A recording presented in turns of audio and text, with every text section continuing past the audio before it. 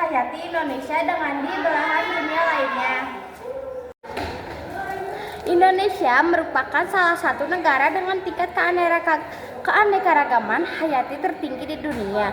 Banyak makhluk hidup khas yang hanya hidup di Indonesia yang tidak ditemukan di belahan dunia lainnya. Identifikasi flora dan fauna khas daerah kalian masing-masing buatlah dalam bentuk poster yang membuat gambar flora dan fauna khas daerah masing-masing. 1. Perserapan flora dan fauna di Indonesia. Indonesia terkenal memiliki keanekaragaman hayati tertinggi di dunia. Indonesia memiliki banyak bioma seperti bioma hutan maupun tropis, savana, pantai yang padang rumput. Hal ini diuntungkan oleh lokasi geografis yang terletak di garis ekuator yang menerima cahaya matahari panjang tahun di curah hujan yang tinggi. Hutan hujan tropis di Indonesia terkenal memiliki tumbuhan akademik khas. Indonesia memiliki bunga rafflesia, armondia, merati, cedana, anggrek, tebu, daun, payung, damar lainnya. Wallace membagi persebaran fauna di Indonesia menjadi dua wilayah, yaitu fauna wilayah barat dan fauna wilayah timur.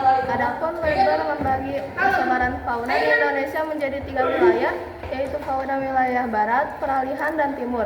Perhatikan gambar 6.11 mengenai persebaran fauna di Indonesia.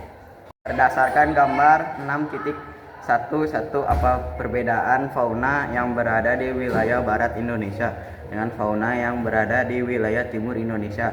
Apa saja fauna khas Indonesia yang ada di wilayah barat, perairan, dan timur Indonesia? 2. Ancaman keanekaragaman hayati di Indonesia. Flora dan fauna khas Indonesia terancam eksistensinya akibat kegiatan manusia dan bencana alam seperti pengundulan hutan, deforestasi, kebakaran hutan, banjir, kekeringan.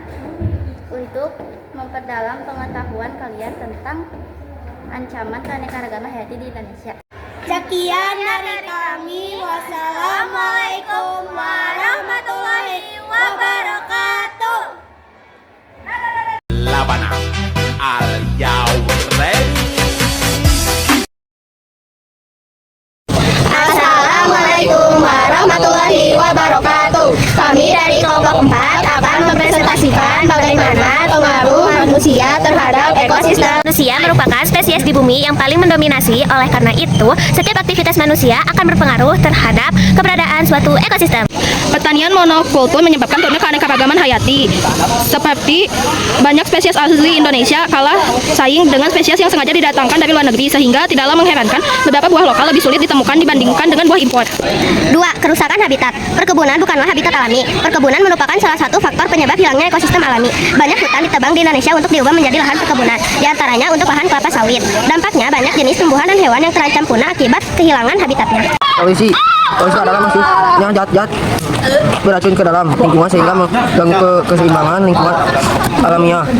Banyak aktivitas manusia yang tidak disadari menyebabkan terjadi pencemaran, misalnya penggunaan kendaraan bermotor, membuang sampah sembarangan, dan membuang sisa limbah ke sungai secara langsung. Dari polusi menyebabkan banyak peristiwa di dunia, misalnya hujan asam dan pemanasan global. Hujan asam terjadi akibat polutan sulfur oksida dan nitrogen oksida yang bereaksi dengan air di udara. Pun pemanasan global terjadi akibat terakumulasinya gas karbon dioksida di udara sehingga menyebabkan terperangkapnya energi cahaya matahari di bumi. Kegiatan manusia yang dapat memperlambat kepenuhan organisme adalah dengan melakukan kegiatan konservasi. Beberapa kegiatan konservasi dapat dilakukan diantara adalah menggunakan energi alternatif, daur ulang sampah, mengolahan limbah, dan penghijauan. Sekian dari kelompok kami. Wassalamualaikum warahmatullahi wabarakatuh.